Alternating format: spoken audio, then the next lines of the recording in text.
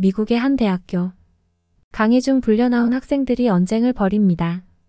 그중 한 중국인 유학생은 갑자기 얼굴까지 벌개지며 흥분을 하는데요. 과연 어떤 일이 있었을까요? 안녕하세요. 저는 미국 여대생인 진아라고 합니다. 저는 사회학을 전공하는 학생입니다. 얼마 전부터 한 교수님의 강의 듣고 있는데요. 특히 입소문이 자자한 모 교수님의 강의 방식은 정말로 흥미로웠습니다. 정말 활발하게 의견을 교환하고 다양한 의견을 받아들이지 못하는 일부. 학생은 표정이 일그러져 거의 폭발하려고 하더군요. 눈앞에서 그런 모습을 리얼하게 보니 애처롭기도 했지만 정말로 흥미롭더군요. 저도 앞으로 뛰어나가 함께 뛰어들고 싶을 정도였어요. 사실 제가 사회학을 사랑하는 이유도 이런 것이에요. 사람과 사람이 어떻게 관계를 맺고 그로 인해 어떻게 나라가 발전되어 가고 또 배타적인 관계는 어떻게 풀어나가야 하는가에 대한 호기심이 있었어요. 그에 관련된 교수님들의 프로젝트나 사회실험 또한 굉장히 흥미롭거든요. 공부를 하고 고민하다 보면 결국은 모든 인종이 서로의 다름을 인정하고 다양성을 받아들이는 것이 필요하다고 생각했습니다. 그래서 문화의 다양성을 중요하게 다루는 교수님의 강의를 선택했죠. 교수님은 생소하지만 궁금했던 아시아의 이야기를 많이 들려주셨습니다. 그 중에서 가장 많이 언급된 나라가 한국, 중국, 일본이었죠. 저는 그 중에서도 한국의 이야기를 가장 좋아했습니다. 몇 년 전부터 한국의 팝과 드라마, 영화 등을 보고 매료된 상태였거든요. 게다가 교수님은 그 이상의 다양한 한국 문화를 소개해 주셨죠. 그런데 모두가 저처럼 한국의 이야기를 좋아한 건 아니었습니다. 제가 듣는 강의에는 몇몇 아시아 유학생들이 있었는데 중국인 유학생이 가장 많았어요. 중국 유학생들은 항상 몰려다니는 걸 좋아했는데 중국을 제외한 모든 아시아 국가는 미개하고 가난하고 힘없는 나라라고 주장했는데 특히 한국 이야기만 나오면 굉장히 예민하게 굴었습니다. 그날은 교수님이 한국 전통문화에 대해 강의했습니다. 저는 현대화된 한국의 세련된 모습만 보았기 때문에 과거 한국인들이 입고 다니던 옷, 살던 집, 먹었던 음식들이 매우 흥미롭게 보였습니다. 특히 한복이 너무나 아름다웠어요. 풍성한 실루엣과 곡선의 아름다움이 한눈에 제 눈을 사로잡았죠. 한국 학생들은 전부 패션 센스가 남달랐는데 그 이유를 알겠더라고요. 한국인들의 미적 감각은 과거에서부터 거슬러 올라온 것이었습니다. 모두가 한국의 전통 의상인 한복에 대해 입이 마르도록 칭찬하고 있던 그때 중국인 학생이 손을 번쩍 들며 크게 외쳤습니다. 저건 다 가짜입니다. 교수님은 무엇이냐고 물어보았고 중국인 학생은 한국이 전통 의상이라고 말하고 다니는 한복이 사실 중국의 전통 의상이라고 했습니다. 중국은 굉장히 광활한 영토를 가졌기 때문에 잘 알려지지 않은 소수민족이 있는데 그 소수민족들이 입고 다니던 옷을 한국이 훔쳐가서 자신들의 전통 의상이라 우기고 있다는 것이었죠. 중국과 한국의 역사를 잘 모르는 저는 가만히 눈치만 보고 있었어요. 그때 중국 학생이 한국인 유학생에게 손가락질하며 말했습니다. 중국의 것을 훔쳐가서 자기 나라 것이라고 말하고 있는데 부끄러운 것도 모르고 입 다물고 있는 모습이 가증스럽다면서요. 저는 한국 학생이 어떤 반응을 할지 궁금했습니다. 그런데 한국 학생은 적극적으로 반박하지 않았어요. 저런 말도 안 되는 주장에는 대답할 가치도 없다면서 말이죠. 그러자 중국 학생은 한국인의 뻔뻔함은 구역질이 나올 정도라며 길길이 날뛰기 시작했습니다. 한국 학생은 그런 중국 학생에게 말로만 우기지 말고 증거를 가져오라고 이야기했어요. 그런데 중국 학생은 소수민족 기록은 남아있지 않아서 증거가 없다는 말도 안 되는 이야기를 했습니다. 그러자 한국인 학생은 교수님에게 더 이상 대화할 가치가 없을 것 같으니 그냥 강의를 진행해 달라고 부탁했고 교수님은 다음 강의 시간까지 한복이 중국의 의복임을 증명하는 증거를 가지고 오지 않으면 수업을 방해한 대가로 학점에 불이익이 있을 거라고 말씀하셨습니다. 중국 학생은 얼굴이 벌개진 채로 씩씩거리며 박차고 나갔고 다음 강의 시간은 그 어떤 증거도 제시하지 못했어요. 이후로도 중국 학생의 한국 꼬투리 잡기는 계속되었습니다. 한국은 중국의 것을 시기해서 한복도 자기들 것이냥 행동하고 중국인들의 정신적 지주인 공자마저도 한국인이라고 주장한다 말했고 이뿐만 아니라 한국의 대기오염을 중국 탓처럼 조작하여 중국에게 막대한 보상금을 요구하고 있다는 이야기까지 했죠. 중국 학생은 단 한 번도 제대로 된 증거를 가지고 오지 못했습니다. 한국 학생이 정확한 자료를 가지고 반박하며 씩씩거리며 강의실을 박차고 나가는 행동만 반복했죠. 중국 학생은 심지어 한국인들이 쓰는 한글이라는 언어가 중국의 한자에서 비롯된 것이라는 주장을 했습니다. 교수님이 직접 근거를 들어 한글은 만든 이와 만든 과정이 자세히 남아있는 세계의 유일한 문자이며 한글이 한국의 고유한 문자임을 일목요연하게 설명했음에도 불구하고 한국인들이 비열하게 자료를 조작하고 세계를 속인다면 한국을 욕하고 다녔습니다. 처음에는 중국과 한국 사이에서 중립을 지켜야 한다고 생각했지만 이런 행동이 반복되다 보니 중립이고 뭐고 중국 학생과 같은 강의실에 있는 것 자체만으로도 짜증이 나더라고요. 조곤조곤 이야기해도 들어줄까 말까 한 말을 하면서 큰 소리로 소리를 빽빽 질러대니 귀가 아파서 강의에 집중을 할 수가 없었습니다. 대학까지 와서 학문을 연구한다는 지식이 증거와 논리 없이 고집만 부여되는 것도 정말 보기 싫었죠. 한날에는 아시아 국가의 군사력을 주제로 강의가 진행되었습니다. 각 나라의 군사력을 이야기하면서 자연스럽게 한국 군사력에 대한 이야기가 나왔어요. 대부분의 학생들이 한국의 군사력에 관심이 많았습니다.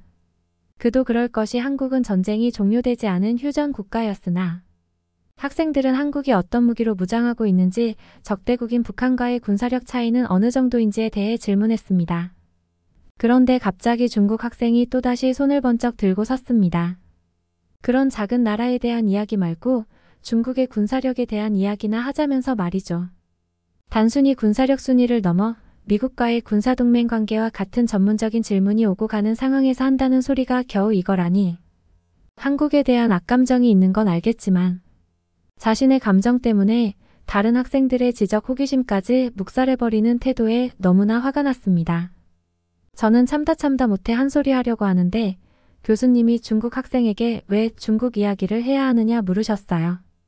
그 말에 중국인 학생은 한국은 세계 군사력 순위 5위에 불과하지만 중국은 무려 3위라고 말했습니다. 그렇기 때문에 더 강한 나라의 군사력을 이야기하는 게 옳다고 말했죠. 학생은 중국은 전쟁 시 동원할 수 있는 병력이 7억 명이 넘지만 한국은 이 500만 명에 불과하는 말로 중국의 군사력을 설명하기 시작했는데 왜 자기 나라 군사력을 말하는 굳이 한국을 비교 대상으로 두는지 이상했습니다. 중국 학생이 한국과 중국을 비교하며 의기양양하던 그때 교수님은 동원 병력은 중국이 월등히 많은 것이 사실이지만 한국의 군사력이 세계 최고임은 변함이 없고 한국의 역사와 지리적 특성을 고려해 본다면 중국보다 한국의 군사력을 조명하는 것이 훨씬 더 유익하다고 말씀하셨습니다. 중국 학생은 이것만은 참을 수 없다는 듯 교수님에게 손가락질을 하며 언성을 높였어요. 목소리가 큰 중국인이 소리까지 크게 질러대니 저는 중국 학생의 입을 막아버리고 싶었어요. 중국 학생은 한국과 중국이 전쟁을 하면 한국은 단 하루 만에 불바다가 될 것이라고도 주장했는데 교수님은 그의 말에 코웃음을 치며 그렇게 생각하는 명확한 근거를 대보라고 하셨습니다. 중국 학생은 중국이 얼마나 많은 탱크와 미사일 신식 무기를 갖췄는지를 자랑했죠. 그런데 교수님은 눈도 깜짝 안 하셨어요. 저는 교수님의 태도가 의아했습니다. 처음으로 제대로 된 근거를 갖춘 주장이었고 세계 국가 군사력 지수는 엄중한 기준을 바탕으로 측정되기 때문에 중국 학생의 말은 충분히 신빙성이 있었습니다. 저 말이 사실이라면 한국은 중국에게 한 주먹거리도 안 되는 상대일 것임이 분명했어요. 교수님은 흥분해서 말을 쏘아붙이는 중국 학생에게 중국이 수적으로는 우세한 게 사실이나 중국이 한국을 하루 만에 함락시키는 건 판타지 소설 속에서나 가능한 일일 것이라고 말씀하셨습니다. 중국 학생은 한국의 거짓말만 믿고 편파적인 강의를 한다며 분노했어요. 교수님은 개인적인 감정에 휘둘려서 진실을 보지 못하는 것만큼 부끄러운 일이 없다며 중국 학생의 행동을 강하게 지적하셨습니다.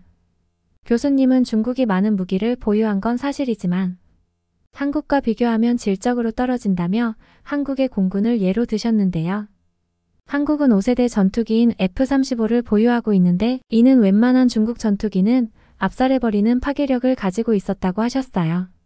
이에 중국 학생은 중국도 5세대 전투기인 J-10을 보유하고 있다며 전문가인 교수님에게 제대로 알아보고 강의를 해달라고 말하며 비아냥거렸지만 중국의 5세대 전투기는 전투기에서 가장 중요한 엔진과 레이더에서 큰 결함을 갖고 있고 한국의 전투기 한 대를 상대하려면 중국의 전투기 수십 대는 끌고 와야 게임이 된다는 말씀에 중국 학생은 입을 닫을 수밖에 없었습니다.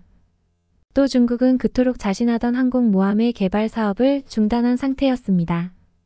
그에 반해 한국은 국방비를 확장했고 세계 군사력 순위 4위로 오르는 것을 목표로 하고 있었죠. 중국 학생은 한국이 국방비를 늘려받자라며 비아냥거렸습니다. 그저 그런 결과가 나올 게 뻔하다는 것이었죠. 그러자 교수님은 한 뉴스 기사를 보여주셨어요. 유럽 나토의 최대 규모 국가인 폴란드가 한국의 무기로 군대를 재정비하는 중이라는 기사였습니다. 폴란드가 수많은 나라 중에서 한국을 선택한 이유는 한국의 무기 제작 속도가 다른 나라에 비해 월등히 빠르며 빠르게 완성되는데도 불구하고 미국의 최고 성능 무기에도 뒤처지지 않는 수준으로 제작되기 때문이었습니다. 교수님은 중국 학생에게 한 나라의 군부대가 한국의 무기로 꽉꽉 채워지고 있는데 이래도 한국이 그저 그렇다고 말할 수 있느냐고 물어보았는데 중국 학생은 식은 땀을 삐질삐질 흘리면서도 꿋꿋하게 한국의 군사력을 까내렸습니다. 한국은 적국을 부수고 민간인을 학살하기 위해 군사력을 키우는 것뿐이다. 지금 군사력을 키우는 것도 전부 전쟁 준비를 위해서다라고 말했죠. 한국과 달리 중국은 아시아의 대국으로서 주변 국가를 지키고 보호하는 일에 책임을 다하고자 군사력을 키우는 것이라 주장했고 일리가 있는 말이라고 생각하던 그때 한국 학생이 중국 학생의 말은 헛소리에 불과하다며 어이없어 했습니다. 그러면서 한국과 중국 영토의 크기를 비교해 보여주었고 저 작은 나라에서 지금까지 1000번이 넘는 전쟁이 발생했었다는 충격적인 사실을 알려주었죠. 더 놀라웠던 것은 그리고 그중 절반이 중국의 침략이었다는 것이었어요. 게다가 한국은 단 한 번도 중국을 침략한 적이 없었습니다. 한국 학생은 한국은 수백 년 동안 중국의 침략에서 스스로를 지키기 위해 군사력을 키워왔지만 중국은 침략을 해 군사력을 키웠고 지금도 다른 나라와 영토 분쟁을 일으키고 있다라고 말했는데 강의실에 있는 모든 사람들이 한국 학생의 말에 동의하고 있었어요. 중국 학생들만 빼고 말이죠. 저는 한국이 1000번의 침략을 받았음에도 불구하고 사라지거나 정복되지 않았음에 감명받았습니다. 숫자가 많은 것이 다가 아니라는 교수님의 말을 직접 증명한 나라가 바로 한국이었죠. 저는 과열된 분위기를 식히기 위해 가진 쉬는 시간에 한국 학생에게도 가서 한국의 전쟁사에 대해 물어보았어요. 그 학생은 아주 간단하게 한국의 전쟁사를 설명해 주었는데 짧게 들은 내용이었지만 너무나 흥미로운 내용들이 많았습니다. 그 중에는 놀라운 전략으로 적군을 괴멸시킨 한 장군의 내용도 있었는데 만약 이런 전략가가 한국에 또 나타난다면 오히려 중국이 한국에게 역풍을 맞을지도 모르는 일이겠다고. 전쟁은 숫자가 다가 아니라는 것은 이미 역사적으로 증명된 사실이었습니다. 저뿐 아니라 대부분의 학생들이 이제 양쪽의 입장 중에 어느 나라의 말을 믿을 수 있는지 판단이 섰습니다. 중국인 학생은 그 이후부터 강의 시간에 잘 보이지 않았어요. 아무래도 끝까지 인정하지 못하고 이 강의를 포기한 듯 보였죠. 저는 그 아집이 참 안타까웠습니다. 미국도 여러 편견과 아집에 사로잡혀 망쳐진 역사가 많았지만 이제 거기에서 벗어나고자 발버둥치고 있거든요.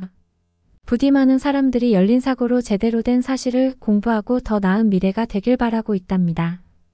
오늘 사연은 여기까지였습니다. 오늘도 끝까지 시청해주셔서 감사합니다. 구독과 좋아요로 응원해주세요.